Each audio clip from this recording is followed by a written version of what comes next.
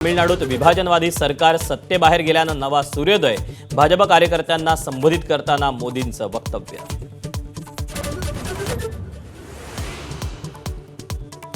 ममता बॅनर्जींच्या 15 वर्षांच्या एकहाती सत्तेला सुरुंग, पश्चिम बंगालच्या ऐतिहासिक विजयानंतर मुंबईत भाजपचा जल्लोष, झालमुरी आणि रसगुल्ल्यांचा आस्वाद घेत फडणवीसांनी ममतांना डिवचलं. ममता बॅनर्जींना दुहेरी धक्का, भवानीपूर मतदारसंघातून ममता बॅनर्जींचा पराभव, भाजपच्या सुवेंदू अधिकारींचा 15,114 मतांनी विजय.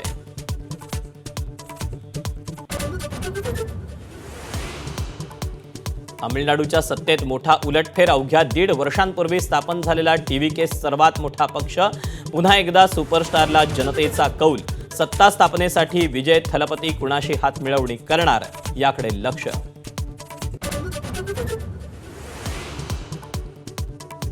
देशातील डाव्यांचा एकमेव बुरुज ढासळला, केरळमध्ये काँग्रेस आघाडी सत्तेवर तर आसाममध्येही भाजपची हॅट्रिक, पुद्दुचेरीतही एनडीएनं सत्ता राखली.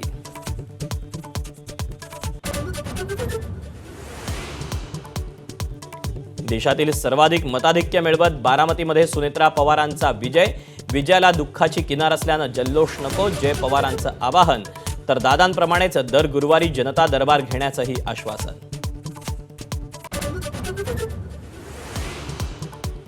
राहुरी पोटनिवडणुकीत शिवाजी कर्डिलेंचा मुलगा अक्षय कर्डिलेंचा विजय, जल्लोषावेळी अक्षय कर्डिले वडिलांच्या आठवणीत भावूक, 1,12,000 मताधिक्यानं भाजपचं कमळ फुललं.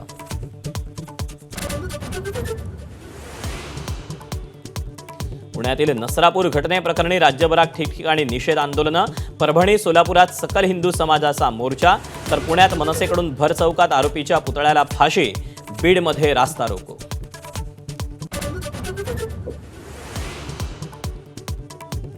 भोंदू अशोक खरातचा ताबा आता शिर्डी पोलिसांकडे, फसवणुकीच्या गुन्ह्यात 14 दिवसांची न्यायालयीन कोठडी, तर मनी लॉन्ड्रिंग प्रकरणात प्रतिभा चाकणकरांची 8 तास ईडी चौकशी. एबीपी माझा, उघडा डोळे बघा नीट.